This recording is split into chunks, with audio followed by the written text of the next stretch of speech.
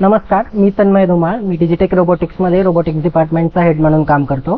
तर आज आपल्याला काय पाहायचं इथे का एखाद्या इंडस्ट्रीमध्ये किंवा एखाद्या फॅक्टरीमध्ये नक्की कामं होतात कशी, ऑटोमेशनच्या साह्याने किंवा नक्की एखाद्या रोबोटच्या साह्याने कंपन्यांमध्ये काय काम केलं जातं नक्की, हे आपल्याला आता शालेय लेवलवरती बघायचं आहे. तर आपल्याला बेसिक काय माहिती आहे, एक रोबोट काय असतो. रोबोट म्हणजे काय, ज्याला संगणकाने काहीतरी एक आदेश दिलेला आहे, तो आदेशचं तो पालन करतो. कसं पालन करतो, कोणी सांगू शकतं? तर सगळ्यात पहिला संगणक कुणाला आदेश देतो? रोबोटला. रोबोट काय करतो?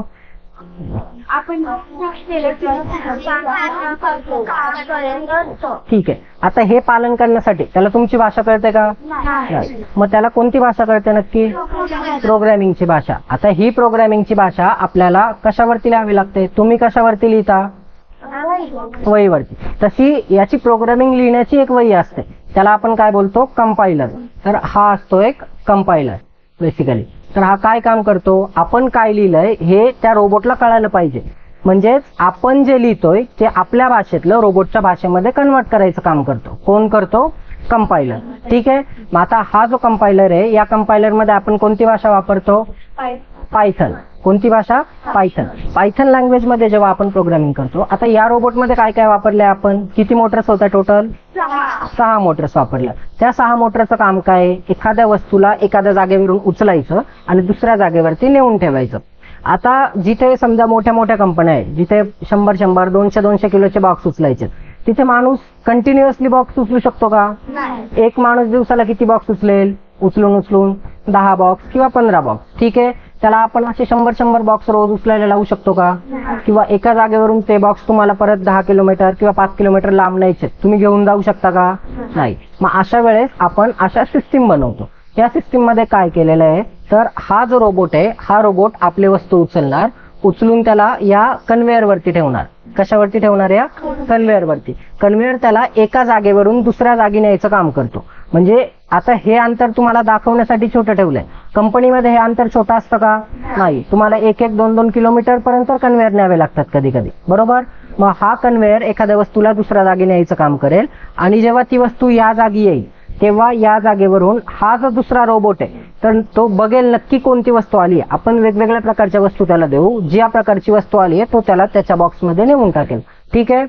बरं, आता रोबोटला कळणार कसं तिथे वस्तू आहे का नाही नक्की? त्याला कान आहेत का? डोळे आहेत का? नाही. मग आपल्याला बाहेरून डोळे द्यावे लागतील. काय असतो? कॅमेरा. किंवा एखाद्या रोबोटचा डोळा काय असतो नक्की? कॅमेरा. या रोबोटला इथे काय लावलेला आहे आपण? कॅमेरा. त्या रोबोटला कळणार कसं तिथे वस्तू आली आहे म्हणून? कशी कळते नक्की? काय असतं? नाही. या रोबोटला कसं कळणार? इथे आहे कॅमेरा, याला कॅमेरा आहे का आता?